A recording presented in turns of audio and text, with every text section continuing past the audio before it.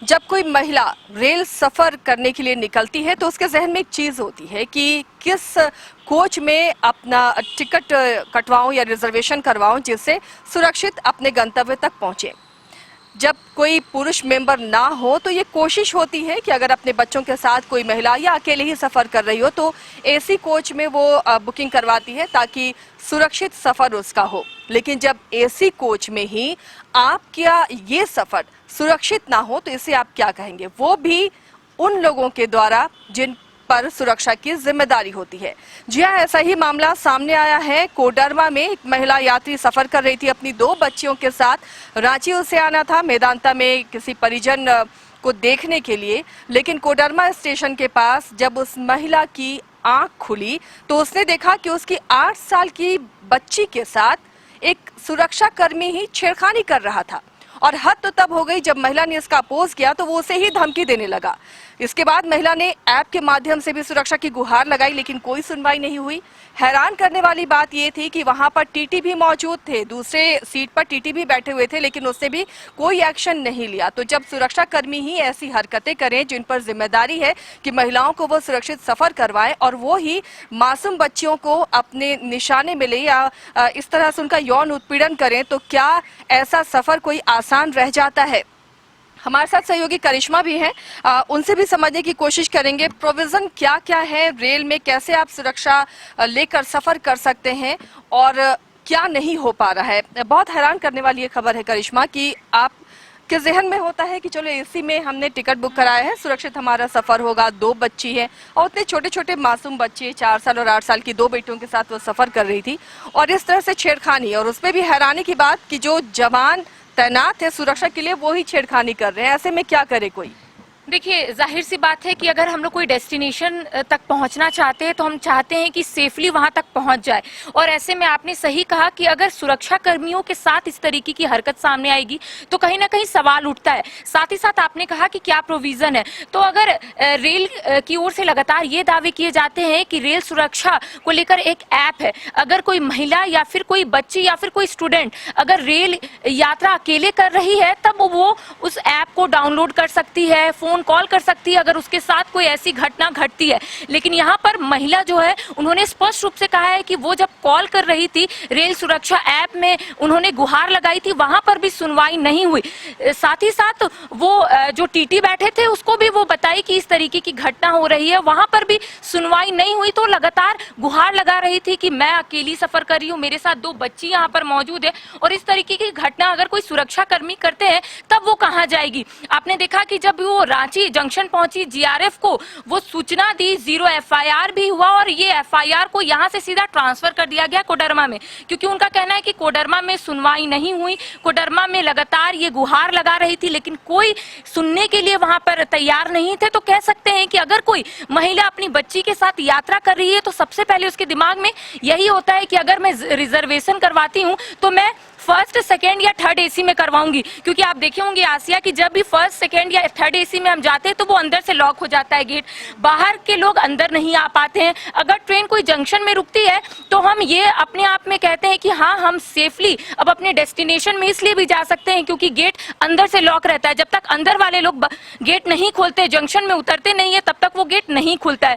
तो लोग क्या करते हैं कि आज के जमाने में लोग स्लीपर को एकदम अवॉइड करते हैं, क्योंकि स्लीपर में क्या होता है, आसिया की गेट खुला रहता है, कोई भी लोग अंदर आ सकते हैं। लेकिन अगर वो महिला लगातार ये बोल रही है, क्योंकि वो सेकेंड एसी में थी, शायद सेकेंड एसी में जब वो गेट अंदर से बंद है, सुरक्षा कर्मी अंदर मौजूद है, तो लोगों के मन में ये जरूर होगा कि अगर आगे जाकर कोई घटना घटती है तो हमारे साथ सुरक्षा कर्मी है, वो हमें बचा लेंगे। लेकिन अगर आप सोचिए कि सुरक्षा कर्मी इस तरीके की घटना को अंजाम देते हैं तो लोगों के मन में क्या ही सवाल होगा। सवाल यही होगा कि अब हम कहीं भी जाएंगे, सुरक्षा कर्मी को देखेंगे तब उन्हें भी देखकर हमें डर लगेगा। तो कह सकते हैं कि वो अपनी आवाज उठाइए। अब देखने वाली बात होगी कि क्या कुछ उनके लिए पहल की जाती है और उनके बच्चियों के लिए। वाकई ये बड़ी बात करिश्मा ने भी कही कि सुरक्षा कर्मियों को देखकर एक भरोसा, एक इत्मीनान सबके दिल में होता है कि चलो ये है, अब हमारे साथ कुछ अनहोनी नहीं होगी। और जब वो ही खुद ऐसा करने लगे तो आप अंदाजा लगा सकते हैं एक अकेली महिला जो सफर पर निकलेगी वो कितनी डरी हुई होगी। एक तो उसे अनजान लोगों का डर, और जो सुरक्षा कर्मी उसे बचाते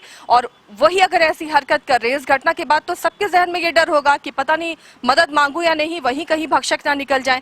तो ऐसी घटना लगातार हो रही है, चाहे वो मणिपुर हिंसा की बात करें, जिस तरह से महिलाओं के साथ अत्याचार हो रहा है, बिहार या झारखंड, बंगाल, कहीं भी महिलाएं अत्याचार से अछूती नहीं। और इस तरह के यौन उत्पीड़न, यौन शोषण और इससे जुड़े हुए अत्याचार, दुष्कर्म की घटनाएं लगातार बढ़ रही हैं। जब आपका सफर भी सुरक्षित ना हो तो आप आखिर कहाँ गुहार लगाएंगे?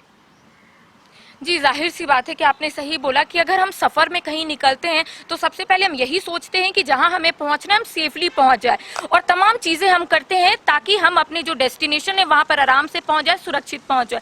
और महिला भी वही सोची होगी, क्योंकि वो खुद अकेली नहीं थी, उनके साथ 2 छोटी बच्ची थी, 4 साल और 8 साल। ये कोई बड़ा उम्र होता और नहीं है। सवाल करिश्मा, लगातार आप भी खबर कवर करती रही हैं, तो दो चार होना पड़ता ही रहता है पुलिस कर्मियों से।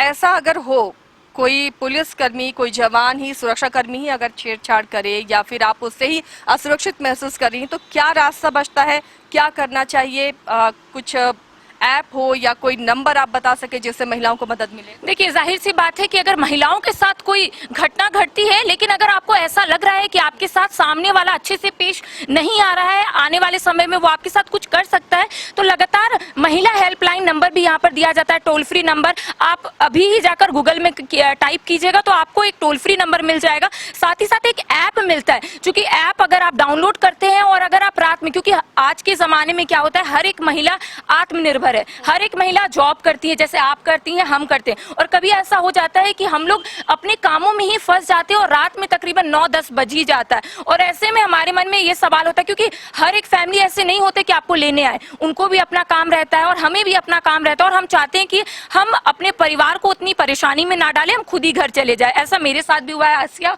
और आपके साथ भी हुआ है।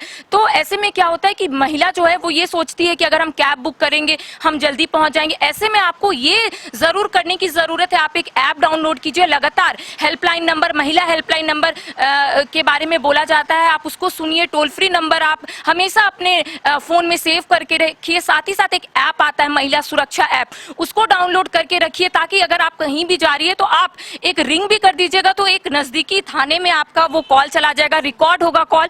तो ये तमाम चीजों से आपको अवगत होना चाहिए, क्योंकि आज की महिलाएं जो है वो काम तो करती है, लेकिन उनको ऐसा लगता है कि उनके अगल बगल जो लोग हैं ना वो उन्हीं के जैसे अच्छे हैं, लेकिन ऐसा नहीं होता है। कभी कभी ऐसा होता है कि आप जिन पर बहुत भरोसा कर रही हैं वही आपका भरोसा तोड़ता है। जैसे वो महिला ये जरूर सोच रही होंगी कि उनकी बच्ची के बगल में वो पुलिसकर्मी बैठा हुआ है तो उनकी बच्ची पूरे तरीके से सेफ है, लेकिन अगर सोचिए कि अगर उस महिला की नींद नहीं खुलती तो क्या होता। महिला की नींद खुली, लेकिन सोचिए एक पॉइंट पे भी वो नहीं सोची होगी कि सुरक्षा कर्मी ही इस तरीके की घटना को अंजाम देंगे। तो ऐसे ही आप भी सोचिए कि आपके अगल बगल सभी लोग ठीक नहीं होते हैं।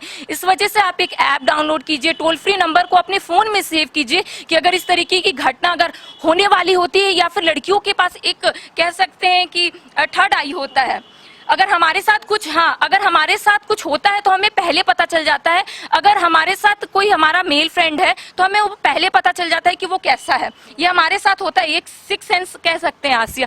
तो आप ऐप डाउनलोड कीजिए और कहीं भी आप जा रहे हैं तो अपने आप को एक सुरक्षित महसूस करके आप कहीं भी जाइए, और एक ऐप जरूर डाउनलोड कर लीजिए ताकि आपको आने वाले समय में कोई परेशानी ना हो। बिल्कुल सही कहा करिश्मा ने। सुरक्षा के दृष्टिकोण से आपको ये तमाम जो चीज़ें हैं आजकल मुहैया कराई जा रही हैं, इनसे बाखबर रहना पड़ेगा। लेकिन बड़ा सवाल ये है कि सभी सुरक्षाकर्मी ऐसे नहीं होते, सभी जवान ऐसे नहीं होते, सभी रक्षक भक्षक नहीं होते।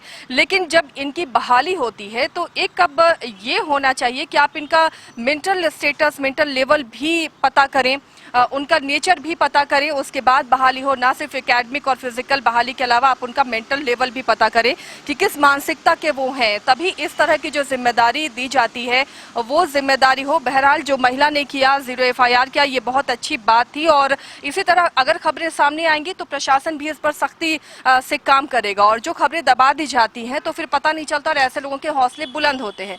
अब जाहिर तौर पर इस पर कार्रवाई होगी और जो दोषी है उसे सस्पेंड किया जाएगा, आगे जो उस पर विभागीय कार्रवाई है वो होगी।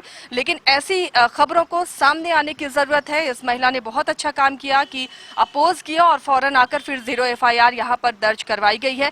बहरहाल जब भी सफर करें सुरक्षा को ध्यान में रखकर करें, वो तमाम एहतियाती कदम उठाएं, नंबर्स रखें, वो ऐप डाउनलोड करके रखें जिससे आप फौरन शिकायत कर सकते हैं और वो आप तक सुरक्षा पहुंचा दी जाएगी। फिलहाल इतना ही। खबरों के लिए आप देखते रहिए न्यूज़ 22 को।